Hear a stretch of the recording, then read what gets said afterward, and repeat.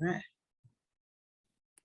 All right. So I'm Betsy Cunningham, and want to welcome folks to the first town hall for Kevin Bell for House District 2. I am actually the Democratic Party, local Democratic Party chair for the Candidate Recruitment and Support Committee, and also have been working on Kevin Bell's campaign.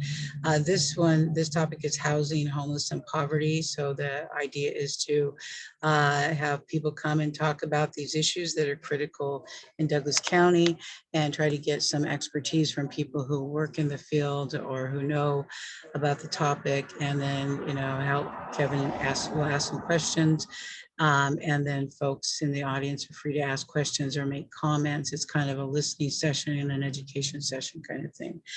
And so first, I'll just introduce the local experts we have here. Mike Fieldman is a former director of UCAN and also worked with the House District 2 Representative Gary Leaf, and was instrumental in working within the legislature to help address homeless and housing issues, particularly one of the things around the Navigation Center.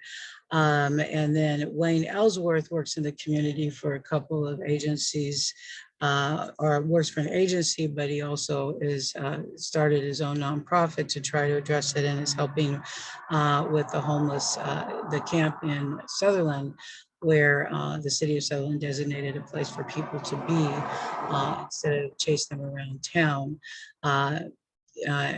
Dane Zahner is a local director for the HIV Alliance, and they do a lot of outreach to folks who are homeless in Douglas County.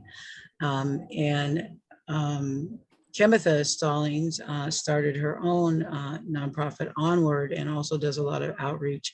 Everyone on this panel is a member of the Housing Transitions Action Group, which has been around since, I believe, 2016, and it's primarily agency and organization heads who, or people who work there, who work primarily around addressing issues with folks who are homeless. So if I left anything out and you want to mention something else about your background, please feel free to do so. So without further ado, I think I'm gonna see, anybody wants to go first? Anybody have a preference of who goes first, and give a couple of minutes spiel? Everyone raise their hand at once, jump in. All right, I will, Wayne, I'll pick Wayne. There you go. So you have to unmute, there you go. Wonderful. So my name is Wayne Ellsworth. For the last 6.5 years, I've been the homeless outreach coordinator for ADAPT Integrated Health. And I'm also the chair of the Housing Transitions Action Group. Homeless Transition Action Group, HTAG. And just recently, I'm the president of Umpqua Heart, who's looking to develop housing equality, access, response, and transition, to develop housing situations for people, and creating locations where people can be. The biggest thing that we have noticed, and I'm going to take on the homeless side of it and not more of the poverty, but on the homeless side, the HTAG group has decided unanimously that the biggest, I guess, priority that we need in Douglas County is places where people can be. And I'm advocating specifically for a few places.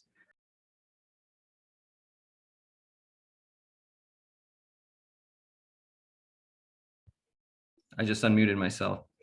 So advocating for places where people can be, multiple locations around the county, to develop places where people like myself, Kemitha, Dane, in a group that we started together called Connecting Point, which is a mobile outreach initiative to be able to meet people exactly where they are, so we can create consistency with peer support, case management, and develop a coordinated care model for Douglas County that we would be able to efficiently and consistently help the folks and aid them in their transition if that's what they choose to do.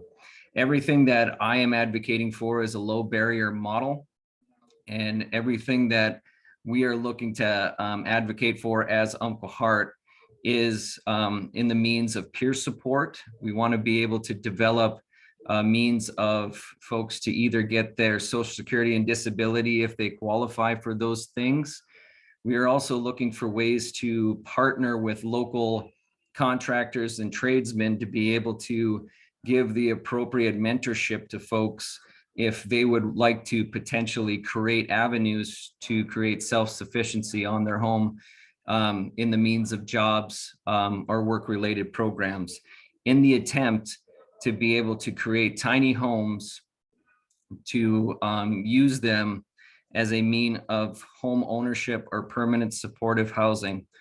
We understand as a group, as Umpqua Heart, that that housing has always been the issue, and that we would be advocating for any kind of housing first model to come into Douglas County to develop means of creating that coordinated care where we can put people inside those buildings and surround them with the appropriate care in the attempt to create appropriate housing for everybody. That's the gist of it. So.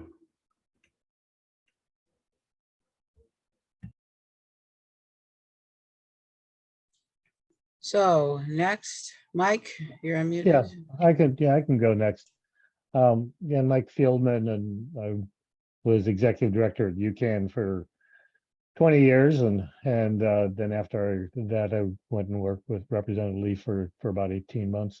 Prior to that, though, I also ran a outpatient community mental health and drug and alcohol treatment program, Northeast Washington, for 10 years for a county, and then was involved with community action programs, ran another community action agency in North Central Montana for 5 years. And so I've been basically involved in human services and poverty issues for over 40 years of my life. And so come with a really long history of seeing many things tried and many things attempted. And so I feel like I come with a depth of knowledge in the field.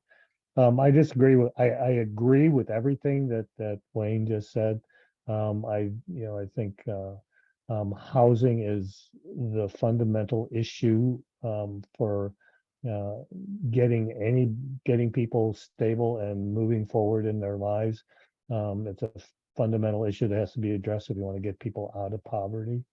And so I think we all sort of work from a perspective, all the people on the call work from a housing first perspective, that we have to get housing to people first. When I look at the housing issues that people have, I think we have to keep in mind that we have to look at it from a short-term perspective, a mid-term perspective, and a long-term perspective, because the solutions and the answers and what needs to be done are going to be a little different from each of those perspectives. And none of them are going to be wrong, and none of them are the perfect solution until you get to the very end. So when you're looking at the short-term solutions, you got people who don't know where they're going to sleep tonight. And so you have to be able to provide them with those basic immediate needs to stabilize them so that they can start to get their lives together and stabilize themselves. And so what that's going to look like is going to depend on the person. Some people are going to need a place to pitch a tent. People are going to need a place to put a family. Some people are going to need have other needs, and so one size is not going to fit all, because there's not a unified, simple, or one type of individual that's out there that has immediate housing needs. We have some resources in our community that meet some of the needs for some of the people, but there's still a lot of gaps in it. In the midterm, then you need things that are a little bit more stable than just to say a place to pitch a tent. I think the navigation center starts to get into that range where you're looking at micro shelters, where people can get a little bit more comfortable of a housing situation, get some more services around them, and have some more longer term stability until they get into something longer term. Long term, we simply need more housing, pure and simple, at all income levels. But definitely for people been historically unhoused or lower income. And so that can be assisted housing, subsidized housing, something like Section 8, where people can be long-term with subsidies so that they can find develops financial stability for themselves, or even better yet, what Wayne alluded to was looking at home ownership. And there's models out there where we can start looking at getting people into home ownership, so that they can start building some equity. They can actually start developing some financial foundations and basis for themselves to be able to build their lives on. All those things look very different. And so I think when you're looking at some of the longer term options, tiny homes are really, I think, a very viable option. I think the real challenge with the long term solutions is that some of them get to be very, very costly and very, very time consuming to put into reality. And so, a lot of the affordable housing programs, like what Neighbor Work Umpqua does, like some of the ones that are the ones being built out on Diamond Lake right now, can have a 3 to 5 year window from the time somebody decides they want to do something to the time somebody moves in. Sometimes it can be longer, and the cost can be quite high. I mean, you could be looking at $300,000 a unit for some of those tiny homes. You can get done a lot quicker, and they're at a lot lower cost than what they're. So I think we have to look at all of those options. Another mid-range option that has been out there that I think has been really successful, and one that actually Tina Kotek, Speaker Kotek, put into place, and that was Operation Turnkey, where they were looking at taking existing motels and funding groups who to go out and buy motels that are on the market and turn them into places for people to live, and on a more intermediate level. We've got one of those already in town with Peace at Home. They're using that as a shelter, and people can stay there, longer term. And then I think ADAPT may even be looking at some of those type of programs too, taking motels and transitioning them into more intermediate length stays for people. So I think there's a lot of ideas that are out there, a lot of things that are going on, but basically we just need more of all of it. There's just not enough housing to meet the needs that are out there, and I think it's a real fundamental reason why we have people on the streets, and why we have people living in cars, and people living doubled up in homes that they don't want to be doubled up in. So.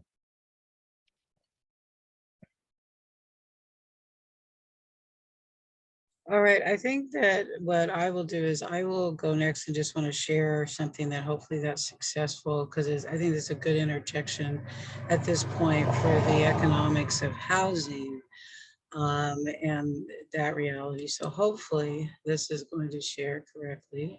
I'm going to be able to do that. Let me see. Right here. So this is looking at poverty data. So you can see this is from the network of care, and it looks at, here's Douglas County and the issues of poverty, and the right side of the Douglas County is kind of where House District 2. This isn't totally contiguous, but this is looking at like poverty rates, like 13.8% poverty rate. And that's in Roseburg on the 97470 rate area, which is what I'm basically is in Kevin's district. But on the other side of the Roseburg, you see a different poverty rate. So when I was looking through these, it was very interesting. And you look at Glide, and there's a 12.1% poverty rate, yet really Glide is looked at as probably a more affluent community, or at least in its housing values more recently. But the poverty rate for them is a little bit lower than Roseburg. But in Idlewild Park, you know, it's 0% poverty rate. And you look at this demographics of the poverty rate. And one of the things I think that people don't really understand is when we talk about poverty just statewide, but poverty in relation to housing or income and related to housing. I was looking at the new Sunshine Apartments out by Sunshine Park. Actually, today I was looking at their application process, and they are what they call low-income housing under federal guidelines, and are created with a low-income tax credit property. And they serve, you know, 60% of the area median, but that means a one-bedroom apartment is $759 a month. And so what that means is somebody who is on SSI, and SSI are our most disabled adults, their income is $841 a month. And so, but this poverty rate, it looks at even the issue of poverty levels, but income measurements, you know, that we look at the amount of poverty that we have and it's over poverty, but it's still housing poor. I mean, the problem becomes, and I was looking at a 1-bedroom, 1-bath that was, looks like it was one of those tiny houses over there on Comstock that they rent out of one of those trailer parks, $1,400 a month for a tiny house. That is a nice looking tiny house, but you look at the, you know, the graphic areas, but we're not in Myrtle Creek, but in Roseburg, you see this poverty level. But you look at then from 50% of the poverty level, but under 50% of the poverty level is where people really end up on the street, because they would be the categories of those SSI recipients if they have an income. And you can see that here that 7.4% of the people in poverty are under 50% of the federal poverty level. And so that is really what they call very low income, I believe is the vernacular that they use in some arenas. And that person is this person with 847, or even worse. Last I was aware, TANF, welfare for a mother with 1 child, is less than $600 a month in the state of Oregon. And so, you know, and a lot of even poverty is the issue too of low wage jobs. And even with the economy changing, there are not enough income for folks to be able to afford housing just straight out. That is an issue. More and more with, and I'm a founder of Housing First Umpqua, and we get calls from people, and a lot of it is about, I can't afford where I'm living, I'm going to be evicted, or they're living on the street, and we try to give them advice about what kind, where they can, find a place, but oftentimes is we tell them you're out of luck. I mean, the reality is that you don't have enough money to rent a place on the market today if you're going in on the market today. Very rarely, even bedroom shared space is running about $500. And even RVs. My husband and I lived in an RV for years after he went on disability, and we could afford living in an RV park and doing other things, but it's not even affordable. RVs parks now cost more than if you had subsidized housing and you are on SSI. If you're on SSI and you got, say, Section 8 or true subsidized housing where you're only paying 30% of your income, then you're going to be able to, pay, it's about $250. I'm just rounding it around in the $250 mark, and that pays for your rent and your basic utilities. RV parks are routinely in the ballpark of $400 a month. Some less and some couple $100 more. So RV parks aren't even really a viable option for people today. And income really is, it's kind of like, what is first? And when Housing First Umpqua started, we talked about it's housing and income, right? We talk about it in the context of housing, but really it is about, you don't have enough money to afford housing, period. Doesn't matter what the cause is. It's that difference. So anyway, that's my spiel about the poverty side of it. If you want to ask me questions later, Yeah, maybe I that's know. it. That's it. If I could just add on to that too, is that, what you're describing is not unique to Douglas County. It is something that's being experienced across the state and really across the country. We're seeing huge percentage increases in rental prices. And some of that is because corporations who are these and that used to be for sale and turning them into rental units. Betsy, can you put yourself on mute? Because we're getting a lot of Oh, background noise. sorry. Yeah. And so, it's an issue that we're seeing across the whole country. But, part of it, is the reason the prices are so high is, somewhat because of supply and demand. There's just such a shortage of housing across all income levels in Douglas County and in the United States. I think the city of Roseburg did a study 3 years ago now, 4 years ago. I forget how long ago it was on housing. And I think if I remember correctly, someone correct me if I'm wrong, but I think at that time we were like 2,000 units short of what the projection was for the need in our community. And so when you're that short, it's going to drive prices up. And so the way you can drive prices down is by increasing the supply of housing, and hopefully that will do it. But it's going to take a long time. It's not going to happen overnight by any means. So. That's very true. And I'm gonna, and I will add that really the problem to me is more fundamental than offering home ownership. I'm a proponent of public housing being public housing again. Okay, I think that the models where it was privatized starting in the 1980s has created the havoc in the market, particularly with the low and very low income, or what they call social housing. The responsibility of the government to make sure that everybody is housed. If government is a collective for collective needs, I believe politically that is a responsibility.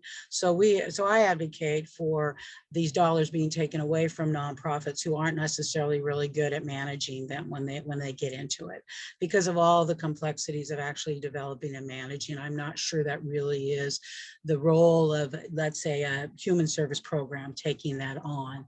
And there may be good models, but Douglas County has a few bad examples from my perspective. But the income thing also is a problem. In all of these dollars of public dollars are going to subsidize the profit of people who make money off of housing.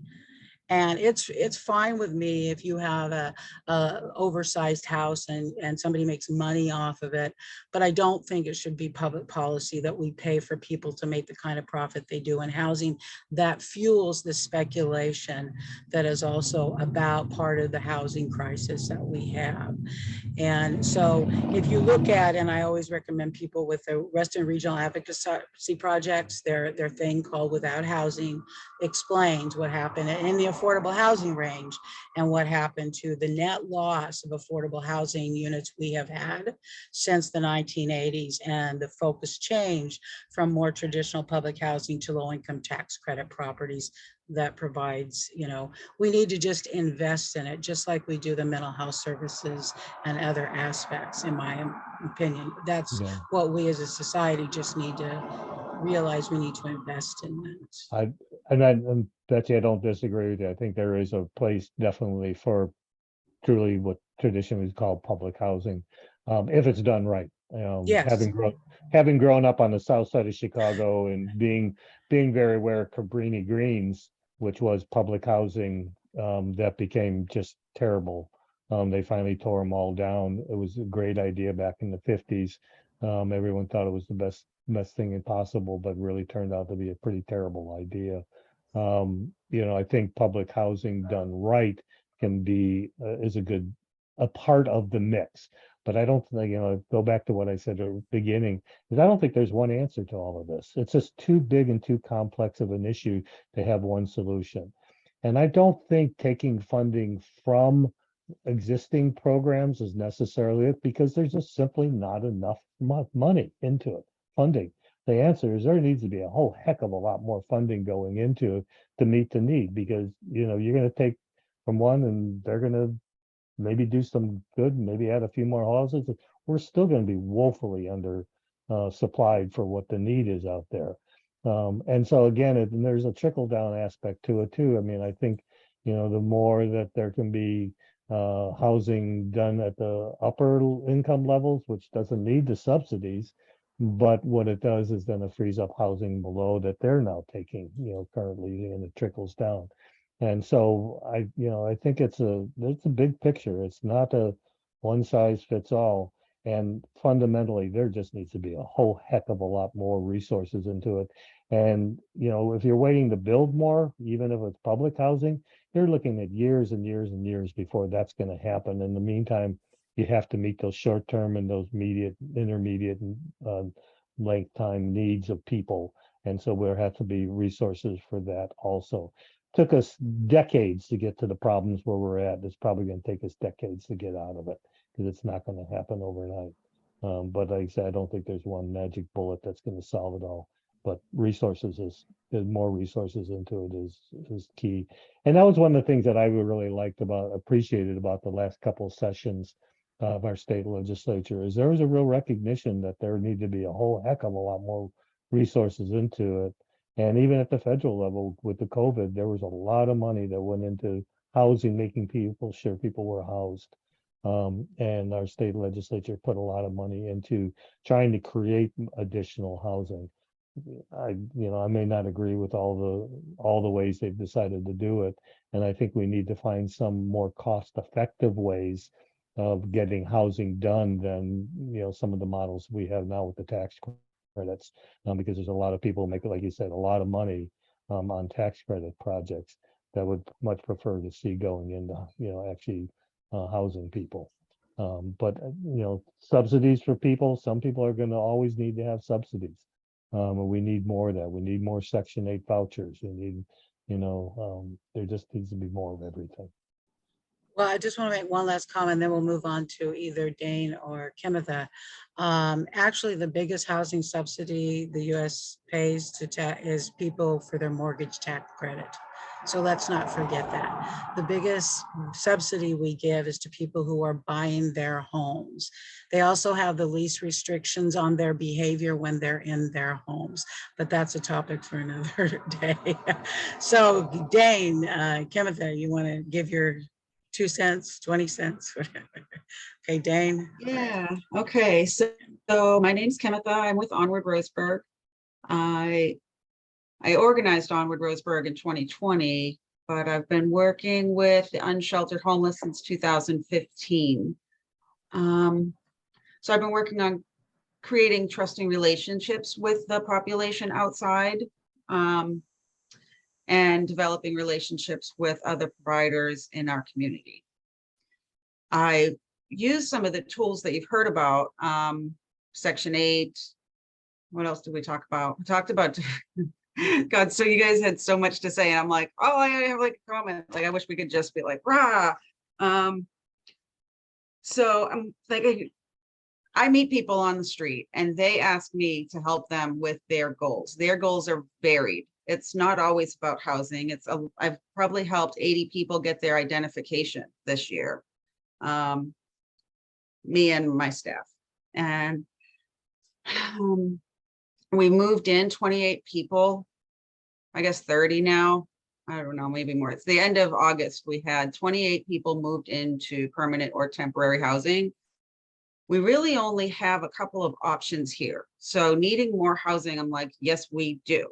The people that I work with, 70% of the people I work with are unsheltered, and I served 285 people this year. So I'm not doing that math, but they don't have a rental history. They can't meet the criteria to move into an apartment rented by one of the bigger property management companies, such as like Century 21, because they have this big gap in their rental history. So that even when I always have people sign up for a Section 8 voucher, get on that wait list, it takes about 1.5 years. And in the meantime, we work on some other things or not. Whatever they want to do is it's up to them.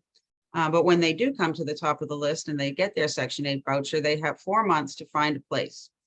And there's only one place that will approve them to move in, and it's from the nonprofit NeighborWorks Umpqua. They have a property management company under that umbrella.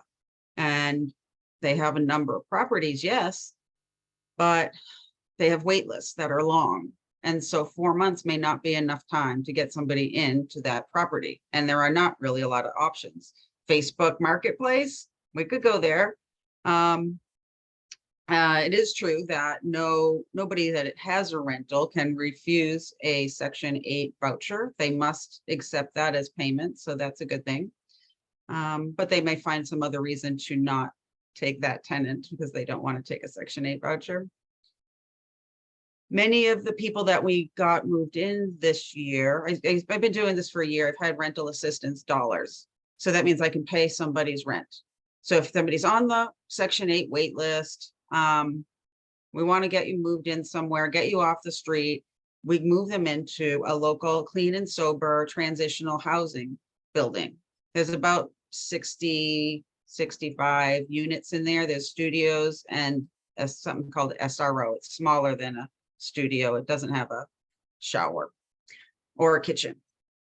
And so I'm over there like every day because I've been moving people in. I case manage people during the transition. And then hopefully they'll transition well.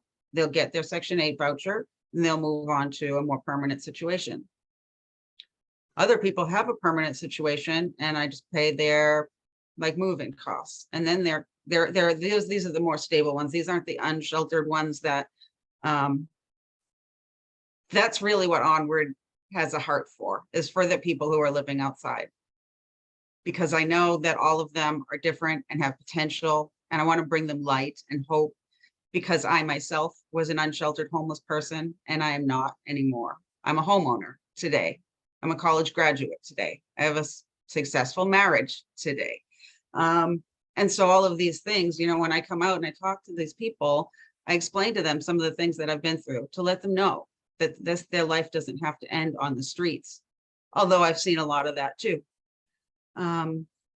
So the need for more housing seems apparent, because I'm afraid that the people that are working right now to find an apartment with their new Section 8 voucher are going to lose their voucher simply because there was not enough apartments available that were, you know, available for them.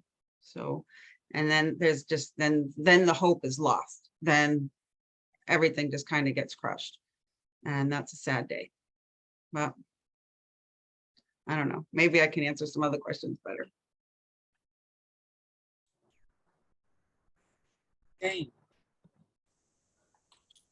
You know, I get the luxury of working with Kimitha, and I get the luxury of working with Wayne on a weekly basis. And I think, you know, what we've talked about so far is gaps. You know, Kimitha hit a number that 285 unhoused individuals. You know, our community has come a little ways. We got a long way to get there, but we can only, right now, we have unbarriered shelter for 10 of those 285 people. And I think it's a numbers game as we got to look. Can we house 285 individuals tomorrow, today? No, that's the gaps that exist in our communities right now. And when you start looking at the numbers, like, you know, Wayne has shared with me in Glendale, 1 in 5 youth are unhoused. You know, that's scary, man. And that's Glendale on the very southern end of our county. And that's one of our biggest gaps, is having the numbers. I mean, we've come up the Connecting Point initiative. We're serving approximately about 80 unhoused individuals, unduplicated, every month. The barrier to get to those services, they have to go 2 miles from downtown where they're typically camped. And, you know, it's a great concept and it is working so well. We're doing that in Sutherland. We're doing it in Roseburg at 3 different locations. And, you know, meeting people where they're at, but we're band-aiding everything we're doing. You know, I mean, right now, you cannot get an unhoused individual in our community, cannot get a tent, tarp, and a sleeping bag. They're just not available. Most of the nonprofits do not have them. We've been communicating that. So even if they're unsheltered, you can't even band-aid their immediate need for a shelter right now. And that's getting them a tent, a tarp, and a sleeping bag. And these are human beings that are out on the street.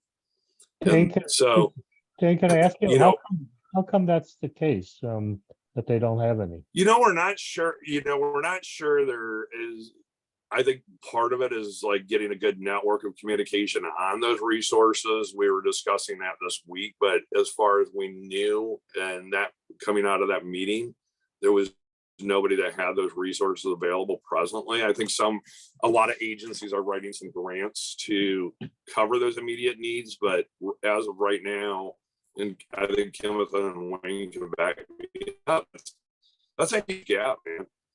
And then, the Sutherland initiative is amazing. I mean, that we have a community, and it seems to be, I haven't even got into like warming and cooling shelters, and smoke shelters for our smoke season. We have our seniors in Roseburg running a cooling and warming shelter. They're the only agency that put their hand up to say, hey, we can offer this resource, and there's just a lot of gaps right now. And I think that, Kevin, are things that really need to be worked on is like, the immediate needs, and how do we get immediate needs consistently so that every agency has those available to us, and then expand these initiatives like Wayne's working on in Sutherland. Is housing 36 individuals, and that is huge, and is it the most ideal situation? No, but it's at least shelter. They're underneath a tent, in a tent, and they're sheltered. There's 3 homes there now. And I think those concepts, I watch Kimitha, I talk to her, she communicates, that number really hit home for me. It's like, okay, here's a number. And that's one of the bigger gaps too, is we don't have, we do the point in time count, but the numbers, and there's a lot of different groups out there. So we're trying to get that number piece so that you can really communicate the need. And I think that's what we need to do, is focus, on the need and finding out this ideal number of how many people, how many houses we need, how many apartments we need. Those are all, and, see, I really liked those maps you showed, because it shows the real picture of our county, and it's going to get worse before it gets better right now. And so there's going to be more unhoused as we navigate towards the future, because housing is just not affordable. And, an individual family on a regular base income job cannot afford to live in Douglas County or Roseburg or any of our communities. And we're looking at 2 cities, but what do people in the North County do? What do people in Drain? What about Yoncalla? What about Glendale that we talked about? What about Glide? Most of them come into Roseburg because they know that there's going to be some resources there, but why not? I think those are our visions that we have to have, is we have to look broader. And that's, I know the Connecting Point initiative is really, what about Reedsport? It's always a forgotten, and, they don't get a lot of resources from any, either, Coos or Douglas County, which they're a part of. So I think there's a lot of gaps, and I didn't want to monopolize, but those are, I think the numbers thing is we really got to identify how many people, and then kind of come up with a plan. And I know a lot of us, Mike's been part of it, Kimitha, Betsy, Wayne, on, really trying to figure out what we need and how do we get there. And we have come a long way. The navigation center is huge. That's amazing. And once the building's finished and they can house some people inside, that's going to expand their capacity. But it's still, you add 30 to that 10, that's 40.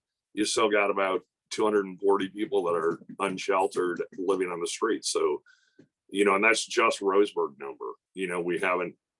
We can kind of give you a number in Sutherland that, there's at least 36 unhoused individuals, and that's a small little community. So I think numbers are very important in identifying the gaps that we have. And, like, once we have that number, we can say we need this many locations to house these individuals. If it's an apartment or a house or a tiny home, whatever that is, that gives you an idea of where we need to get to.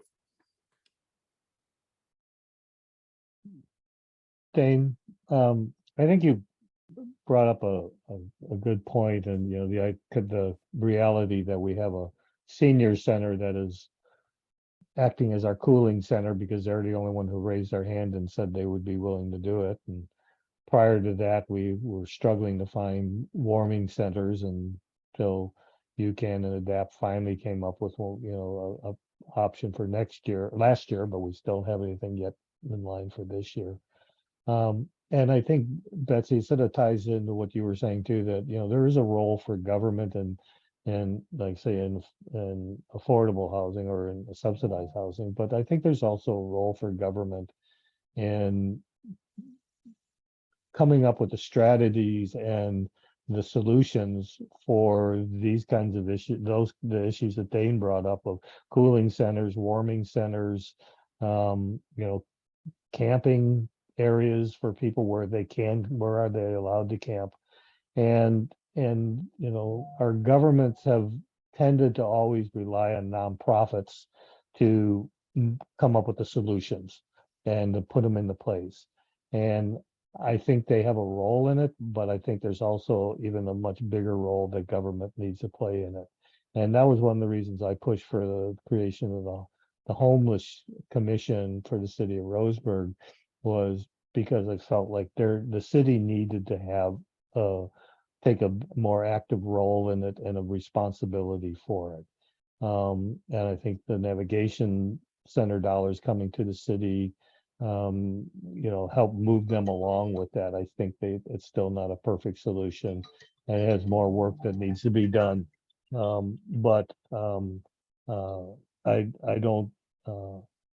I think it's a first step, but I think that also with the county, and I think that's something that could be done at a statewide level.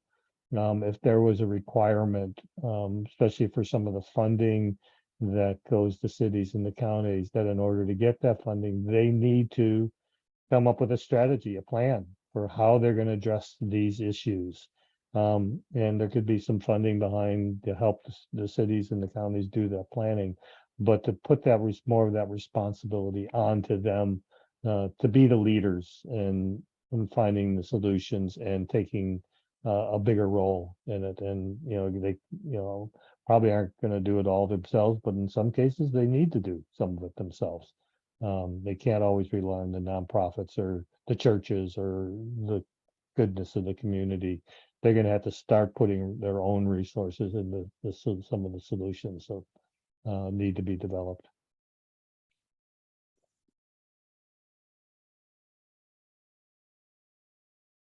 And speaking from the candidate point of view, just like Kamintha said, 1 in 5 in Canyonville youth are unhoused. No wonder they're looking for better opportunities besides District 2.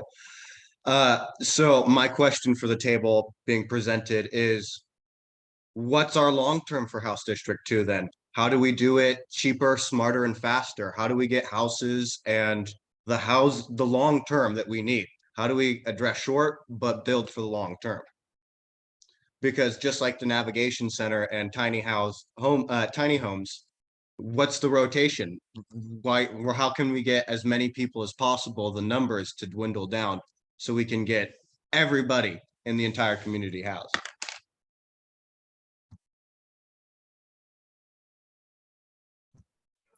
So, like I said in the beginning, I think a good starting point would be able to try to advocate with the Homeless Commission in the city of Roseburg to develop places where people can be. So we can surround these places with our mobile engagement initiatives with Connecting Point, and getting the local nonprofits that are supposed to be doing certain jobs to be able to get into these housing initiatives wherever they might be around town, so they can start creating that consistency with their people that they're serving. Because it seems like if we can create a consistent environment that's surrounded around trust, then we would be able to, I guess, help the people get into the programs that they need to on a consistent basis to help them transition into places if that's what they choose to do. And I was talking to Mike Fieldman about this the other day, but what are some examples that we can use to build off of that, I know there's no one solution, especially in a complex issue like this, but what's the thing that's done the most? What would you, if you had a magic wand for anybody on the board, you could tell me, jump this high and I will, you know, what would you like me to do? I know it's resources and I know it's numbers, but what can the state give you? What can the state hold your hand with? What can I go out there and clean rivers with you guys with? I I think part of it is maybe moving the state away from what some of the historical models for building affordable housing has been. The tax credit programs are really the major way of getting affordable housing done in our state and across the country. It's extremely time consuming. It's extremely expensive. Um, the state did, and I think that the money that goes into that could be better utilized in other, if it was prioritized for models that are less time intensive and less costly. Um, the state did make sort of an attempt to do that with what they call the LIFT program. It was an attempt to try and create some additional housing in a much quicker time period. The problem with that was the funding source they used for the LIFT program were what they call Q bonds. And don't ask me to define what that is, but it's a bond that the state has. But it has certain restrictions to it. The state actually has to have ownership in the property of anything built with Q bonds. And so it actually took them almost a year and a half for the state, Oregon Housing Community Services, to figure out how to even utilize that funding source to start building lift housing. They finally did figure it out, but it's pretty convoluted, and it actually does scare away a lot of potential developers from wanting to use that funding because of the restrictions and the state ownership that has to be usually in the land. So there needs to be some funding models that are not as expensive, that are not as complex, and that are just simply more readily usable. And I think also ones that make use of local community resources. That's one of the things that very few of the funding streams allow for, is the use of volunteers to help build or to provide materials. You have to, if you're going to be building a project, you have to put it up for bid, and it's with a single contractor, and so you can't use other resources that could help bring costs down and maybe get things built even quicker.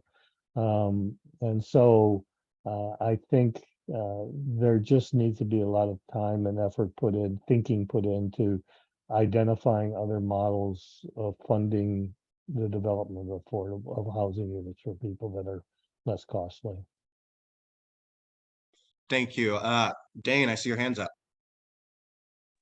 Yeah, I just wanted to jump in and say, Kenneth, I apologize for not including your warming center because you did an amazing bang up job. I was more meaning the planning on our community as a whole, not having a good plan, because you jumped in when you were asked, boom, and it was an amazing setup. And so you did a bang up job, but it was like there was no plan of action for those. And that's what we need to have as a plan of action, is like, what are we going to do this winter? And we were discussing that this week, and those are the gaps.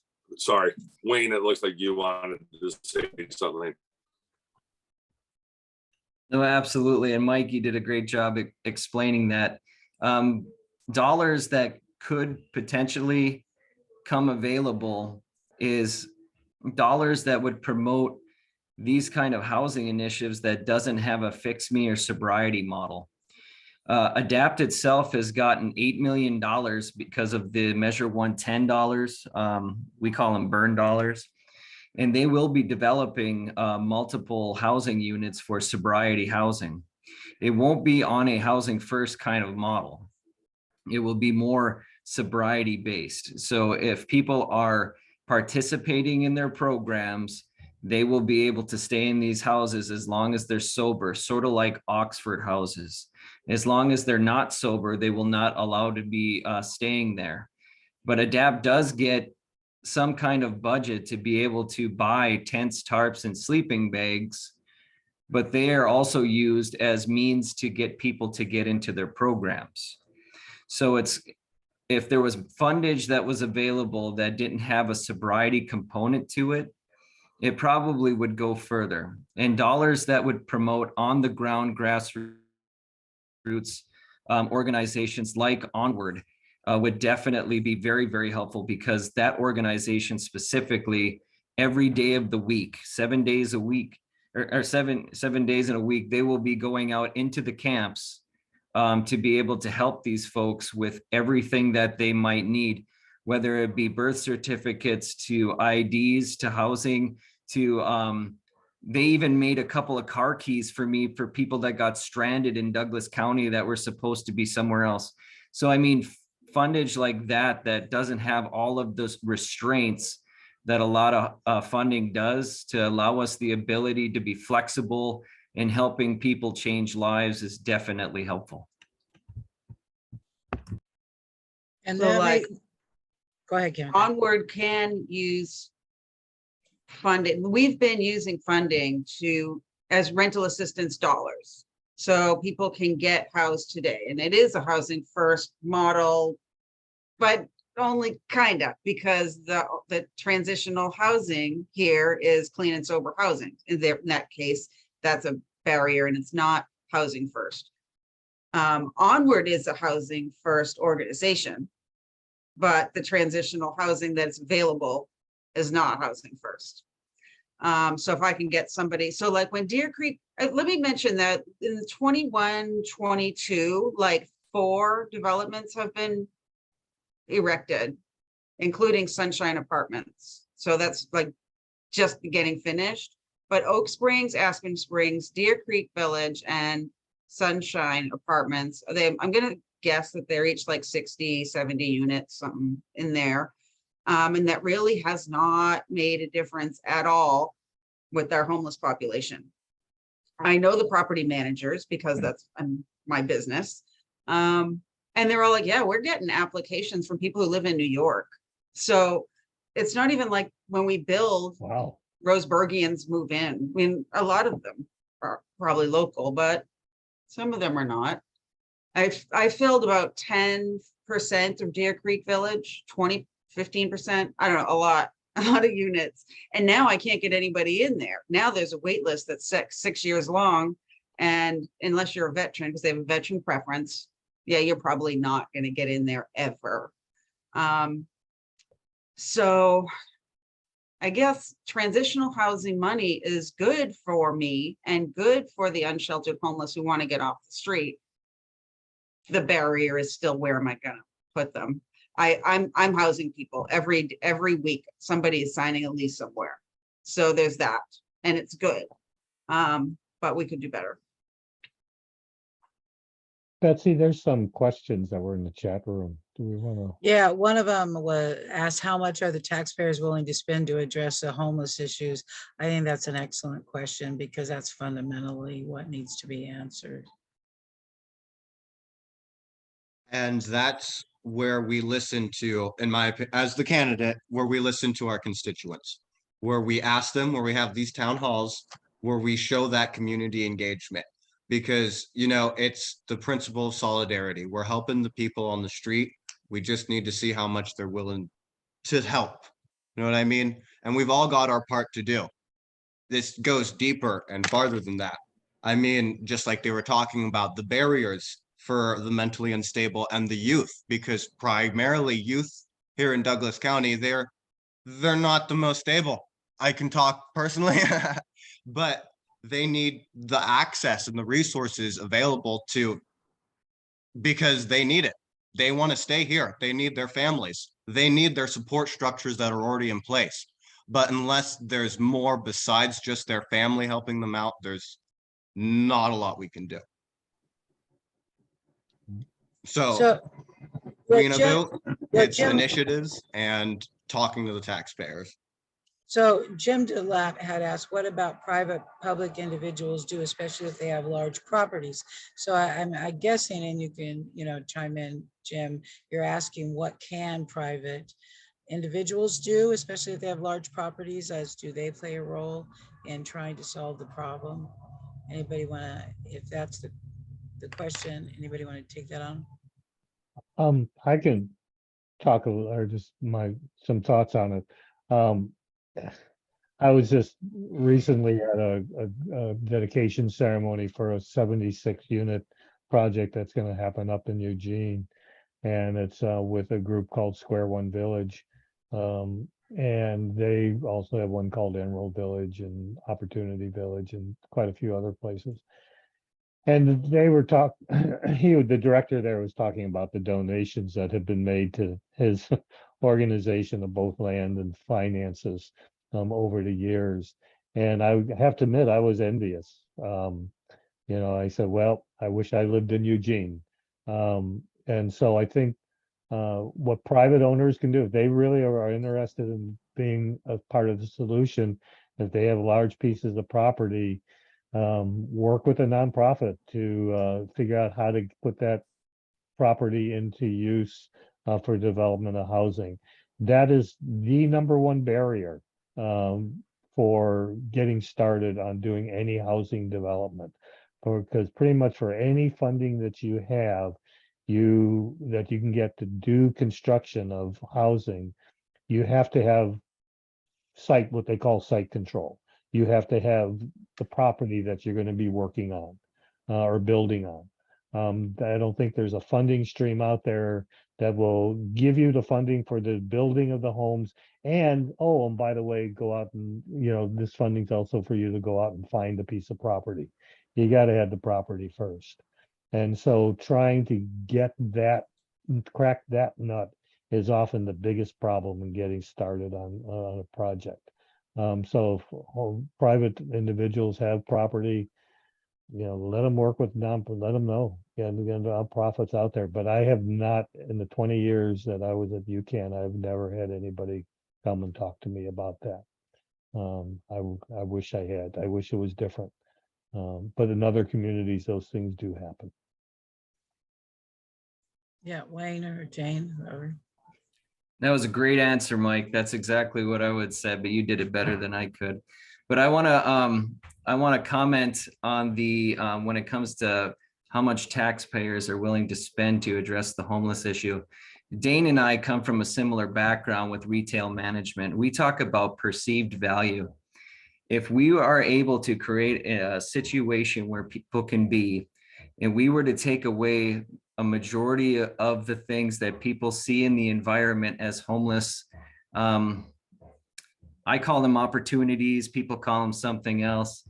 But if we were to take care of a lot of the things that people see that are associated with homelessness, they would know that their tax dollars are going towards something that is actually working. So we have been talking with the HTAG group for years on different initiatives to be able to help with different things that people talk about all the time when it comes to litter, when it comes to feces, when it comes to homeless crime and whatnot.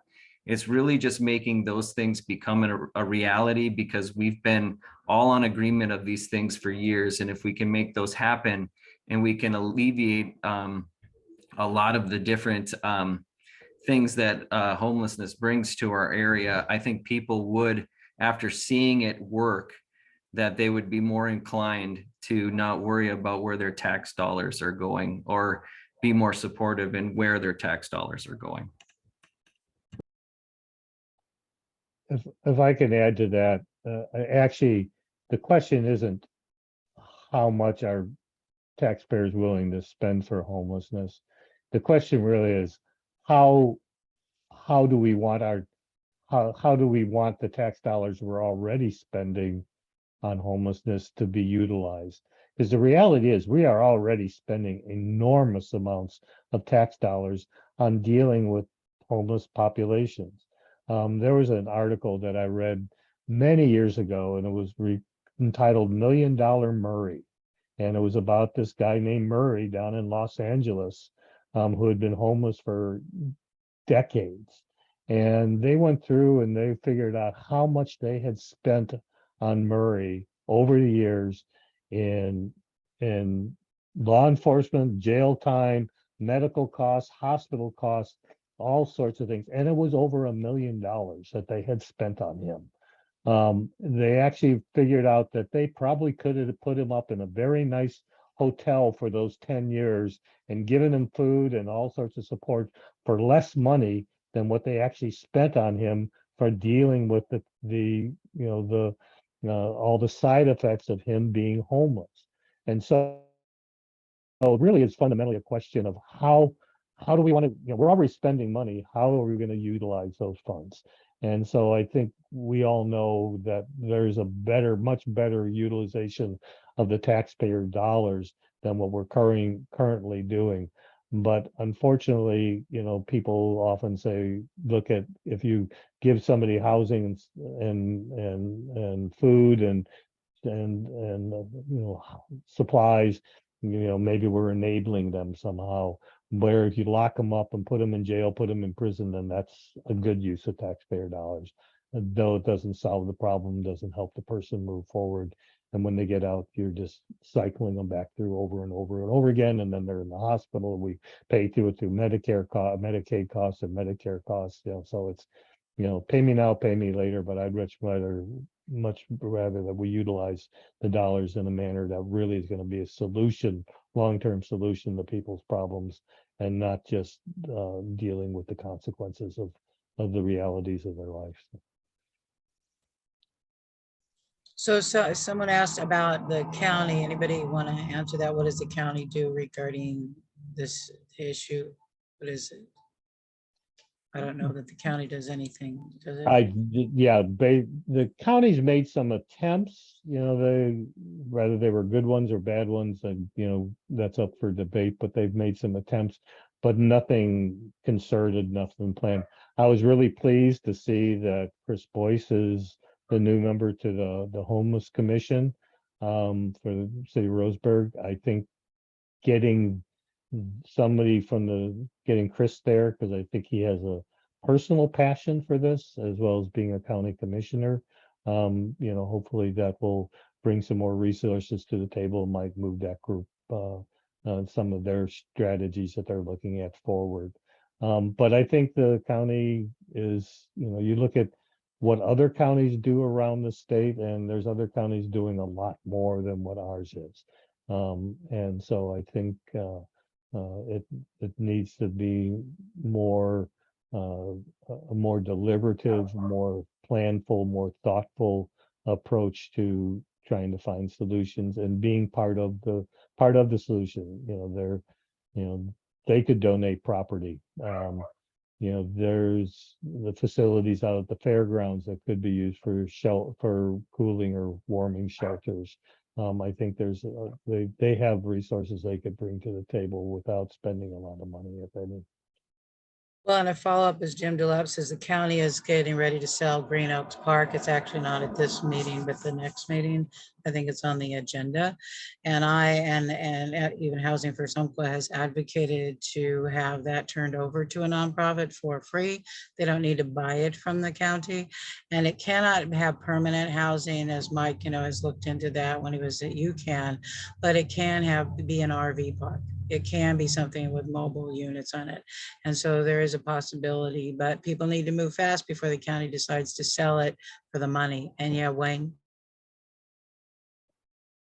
So Mike, I wanted to ask Mike, what were the things that made that property weird when it came to developing it? Do you remember the Oak Park over there across from Ray's there in Green? I'm not sure what we're talking about. It's the industrial area in Green, the one that the county owned park that they decommissioned years ago. Oh, is that the one that they're going up for sale on? Yes. Yeah, okay, But okay. and I think when I looked in, there's an issue of whether you could actually put permanent residential property there. But that would not prevent an RV park right? To be there. It Right. wouldn't, so, you know, you could house people in an RV park, a good number of them there. Yeah. And, but somebody needs to move on that quickly or it will, you know, it's on that industrial side. It's that light industrial area. Right. You know, it's part of, that's where it is. It's zoned on that side. Yeah, there's probably some access issues to it. There is a bridge that goes across right where the bus stop is, but it's in pretty poor condition. So it's across a creek, and so there need to be that, and then there need to be water and sewer and everything else into it. So it would take a fair amount of development cost, I think, to make it usable. Well, although it did have water and sewer because it was plumbed Right. for the park. Right, but I'd rather what shape it's in, what condition it's in, I don't know.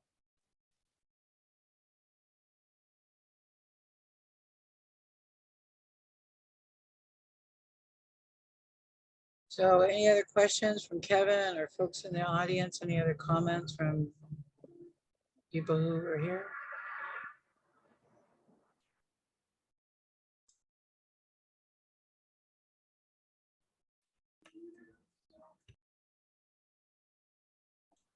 So are we done?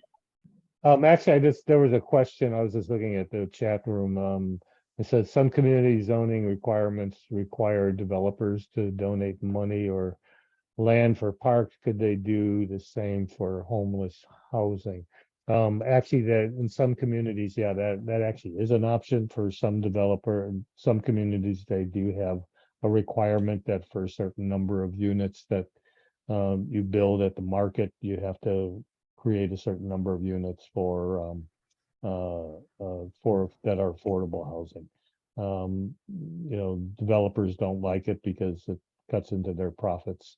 And so, but that is an option. Our community doesn't have that.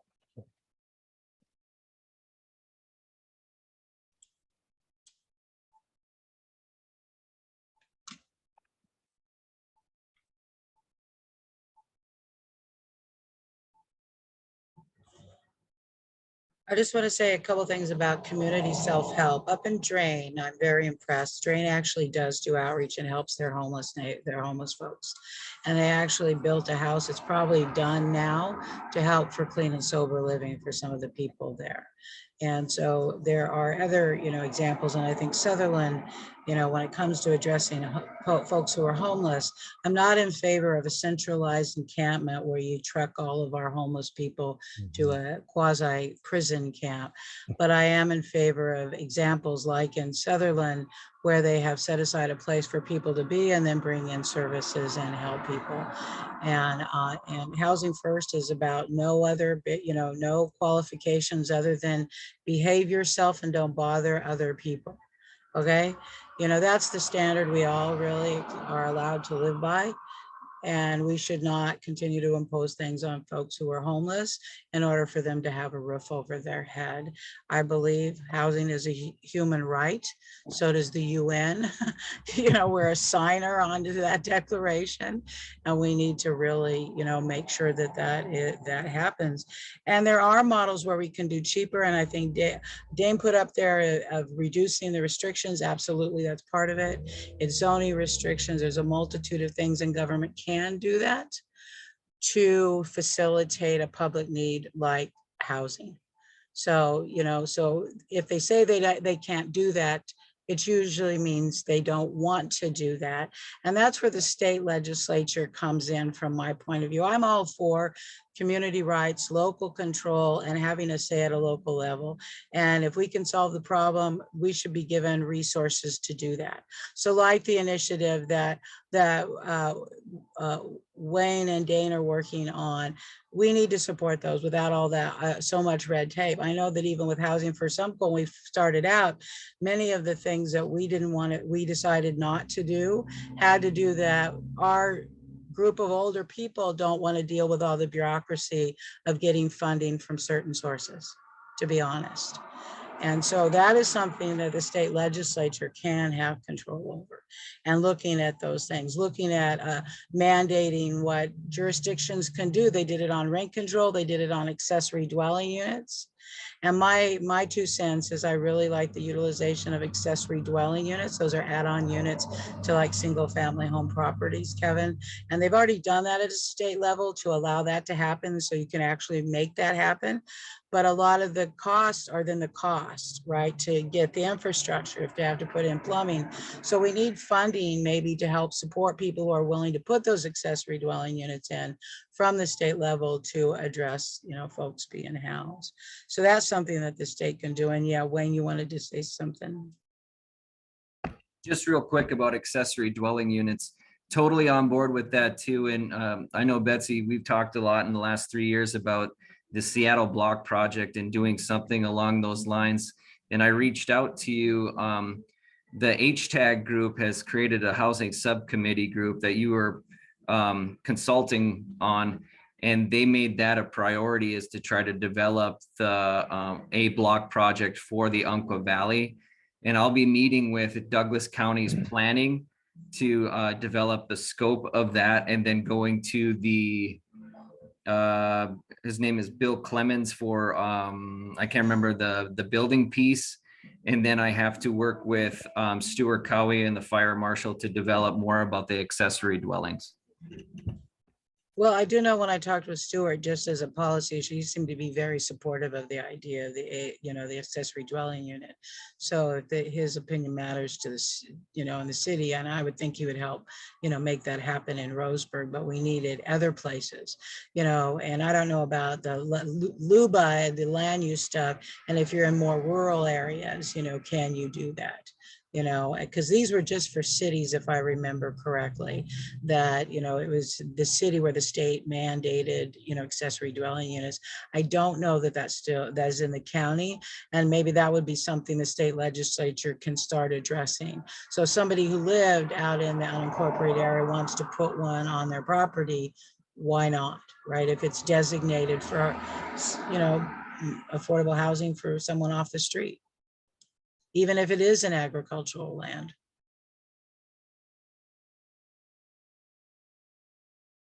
More hands make less work, in my opinion.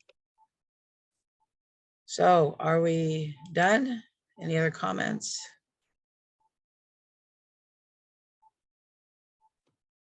If that's it for everybody, I wanted to thank you all for coming out. It's been a real treat talking to you all today. And, can't wait to work with you in the state legislature. We've got a lot to do.